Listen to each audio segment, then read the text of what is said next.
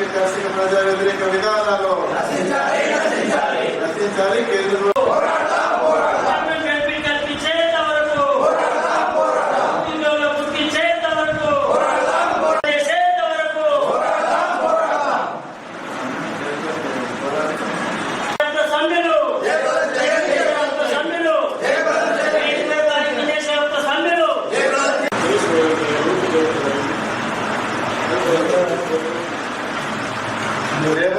Labour కోటాను రద్దు చేసేంత వరకు ప్రభుత్వ కార్మిక కర్షక ప్రజా వ్యతిరేక విధానాలు నశించాలి. కేంద్ర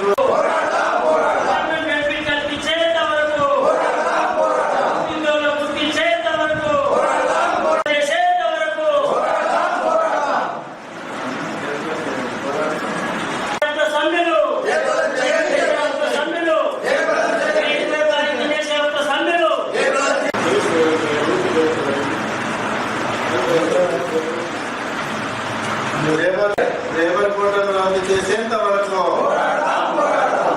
కోటాను రద్దు చేసేంత వరకు కేంద్ర ప్రభుత్వం అవలంబిస్తున్న కార్మిక ప్రజా కర్షక వ్యతిరేక విధానాలను నిరసిస్తూ మే 20న దేశవ్యాప్త సార్వత్రిక సమ్మెను గ్రామీణ బంద్ను నిర్వహిస్తా ఉన్నాం. ఈ సమ్మెలో గ్రామీణ బంద్లో కార్మికులు, రైతాంగము, ప్రజలు అధిక సంఖ్యలో హాజరై ఈ కార్యక్రమాన్ని జయప్రదం చేయాలని సిఐటి విజ్ఞప్తి చేస్తా ఉన్నది. కేంద్రంలో బీజేపీ అధికారంలోకి వచ్చి 11 సంవత్సరాలు కావస్తా ఉన్న ఈ 11 సంవత్సరాల కాలంలో కార్మికులకు, ప్రజలకు, రైతాంగానికి ఉపయోగపడే ఏ ఒక్క విధానాన్ని తీసుకోకపోగా కార్మికులకు, ప్రజలకు, రైతాంగానికి నష్టం చేసే అనేక విధానాలను అవలంబించింది.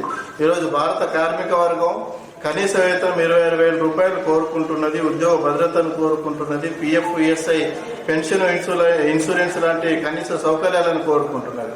కానీ బీజేపీ ప్రభుత్వం మాత్రం అధికారంలోకి వచ్చిన వెంటనే కార్మిక వర్గానికి ఏవైతే హక్కులు ఉన్నాయో, చట్టాలు ఉన్నాయో వీటన్నింటినీ గుడ్డలు వేటుతో తీసేసినట్టు ఆ చట్టాలను పూర్తిగా నిర్వీర్యం చేస్తూ 4 లేబర్ కోడ్లను తీసుకొచ్చింది.